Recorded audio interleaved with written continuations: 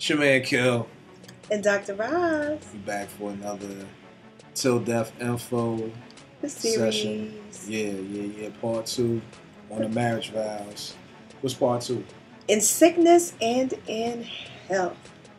And last week it was, I promised to be faithful to you. Yes. And now I promise to be faithful to you through sickness and in health.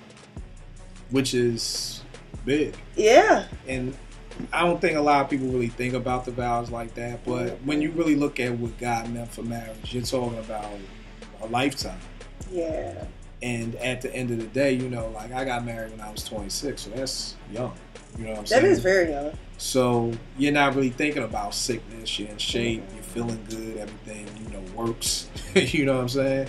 And, you know, then if you're with this person for forever, I mean, unless they die in like a car accident or something crazy like that, you're gonna go through sicknesses. You know, I've had rest in peace to my man Mark Baltimore. You know, he passed away from pancreatic cancer. You know, I think he was like maybe 36, 37. Wow. You know, I've had about 2 or 3 of my homeboys from college, you know, beat cancer. And, you know, so people are getting sicker with serious diseases at earlier ages, you know, and that whole sickness and health piece is such a huge thing. And I think for me, it is big because I've been dealing with health issues. You know, I've been dealing with health issues for like the past 8 years. Everything from hyperthyroidism to hypothyroidism to prostatitis, which is an inflammation of your prostate, to sleep apnea, to now having fibromyalgia. So I think I just named 6 or 7 things, which is crazy. Because you're young. Yeah, and most of the times when I go to doctors, like I was at Johns Hopkins for a good 2 years because they couldn't find out what was wrong with me. But everybody who sees me is always like, you really don't look like the average person who has sleep apnea. You really don't look like the average person who had fibromyalgia. You know, all those things. And through all those times, you know, Tanya has had to stick by me, you know, and it hasn't been easy. You know what I'm saying? It hasn't been easy on me or on her, you know. And I think it's one of those things. I think maybe the good thing about, not the good thing, but it's kind of like I've always told, you know, when women are pregnant, it's kind of like they don't want to hear nothing that the man is going through for them 9 months because you're the one, this dude sitting on my kidney and he moving this and he moving that. But at the end of the day, the man, the husband or the baby father goes through a lot, which no, he's not going through the pain and all that stuff. And it's the same thing like with my sicknesses. Tanya has gone through a lot.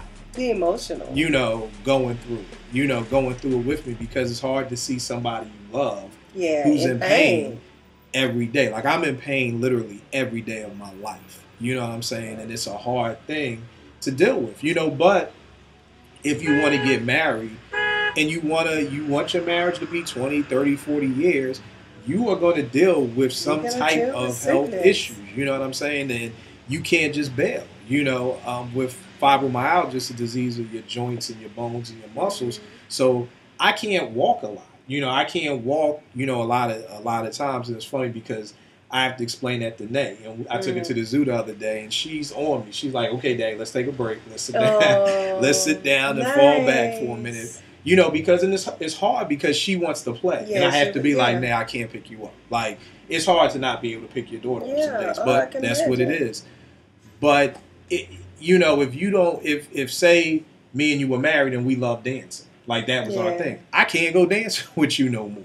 You know what I mean? So, you know, we love doing these outdoor activities. I can't do these outdoor activities with you anymore like I used to. So it's one of those things where it's an adjustment for everybody. You know what I mean? So I think I think that's a serious thing that we need to talk about. And I think even branching off for a little bit, it's a lot of times it's not just sickness and health in your marriage. It can be in your family. Yeah. You know, there are a lot of you know, people who have to become caregivers for their parents. Yeah. Because their parents got sick. I mean, before T's dad passed away, I mean, I figured he was going to have to come move in with us, you know. And I was cool with that, you know.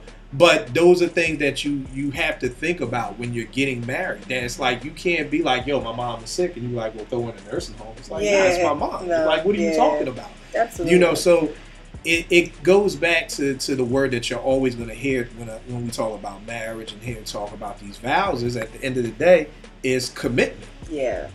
It's that commitment of no matter what goes on, for the long haul, I have your back. Yeah. You know what I'm saying? And you know, like I said, I've seen a lot, I've heard a lot of tragic horror stories of people going through, just serious sicknesses. And you know, if you don't have somebody who has your back, or you don't have somebody who can hold you down through those times, I mean, those are trying times. You know, if you're going through a sickness, and that person, the person that's sick is very vulnerable. Right.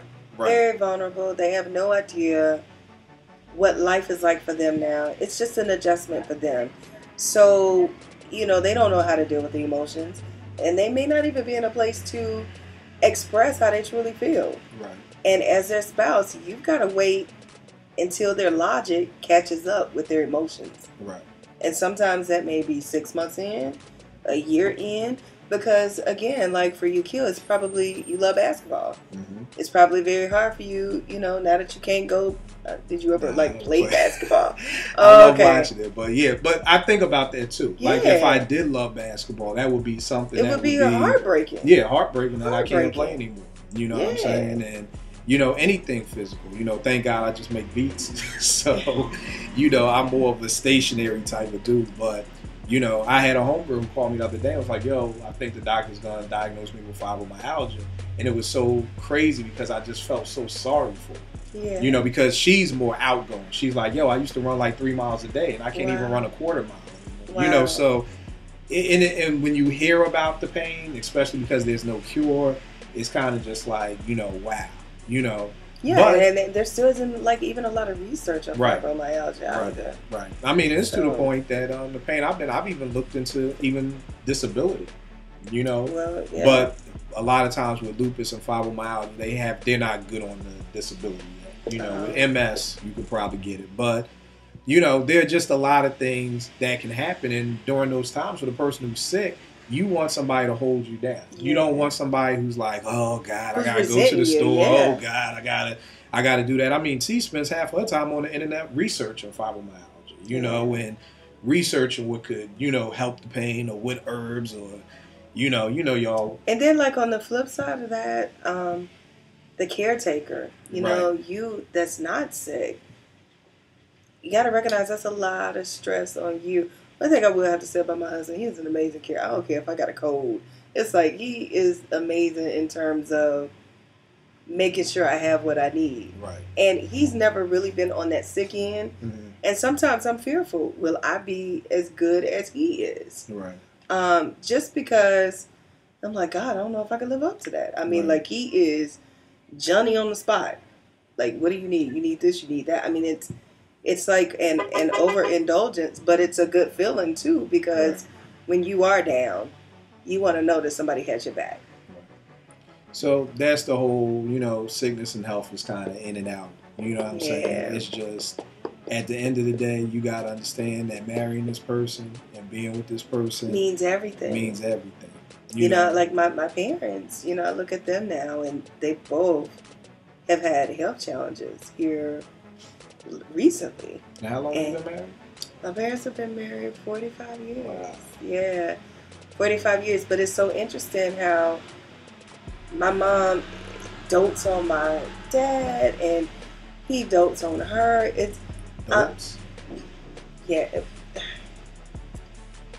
affectionately meets each other's needs. Okay. What do you need? Can I help you? You know. But what does dote have to do with it? Well, I mean, that's just the word. Okay. Yeah. So they're just very, you know what I mean? I mean, they've been together so long, they just kind of know each other, you know, and they've gone through so many years together. I mean, my parents have never had another boyfriend or girlfriend. They only know each other. Met in 8th grade and been together ever since. So they know each other so intensely that they know what they need. I mean, like my father's in the hospital now. Did I tell you that? Mm-hmm. Yeah, he's in the hospital now. I mean, he's doing well, but he's in the hospital now. But my mother is like, she's so in tune with, okay, this is going to take place. This is going to take place. Like she knows the steps. Now, you know what I mean? Like she's very in tune with that, knows what she needs to do. And I think that's how you, and of course it takes time. I mean, they've been together forever. It takes time, but that's who you have to be in a marriage. Right. You got to be very in tune with each other, because when my mother had her stroke, it was a shock to all of us. Because my mother is a very young, spry, loves to shop kind of lady. And has, I mean, when my father was away in the military, she raised 4 girls, just kind of this strong person. So to see her, and she's recovering nicely. But to see her not be who she was is a very hard pill to swallow. So I can only imagine what that's like for my father, because I know what it's like for me and my sisters. It's just kind of like, dang, how is Christmas going to be now? How is life going to be now with these different health challenges? And I think that's something that you have to take into account. Like you said, it affects the whole family. Yeah. And at the end of the day, I don't know if it's the food or what, but like I said, even my moms would be like, what? So-and-so had cancer? Like, he's so young. Yeah.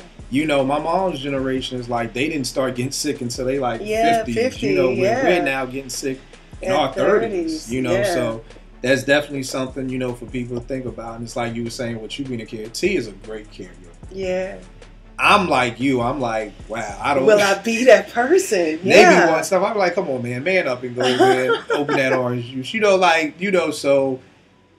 like you said, for some people, it's just not natural. Yeah. But it's one of those things that you just have to. Life is about adapting. Yes, it is. We're here to tell you marriage is no different than any other lane or avenue of life. So the same way that you have to adapt to everything else, you have to adapt in your marriage. So you may not be the caregiver, but if you're called upon to be that, then you have to adapt for your marriage. Because the worst thing you want to do is have somebody who's in pain, who needs caregiving, and you can't give it. Yeah.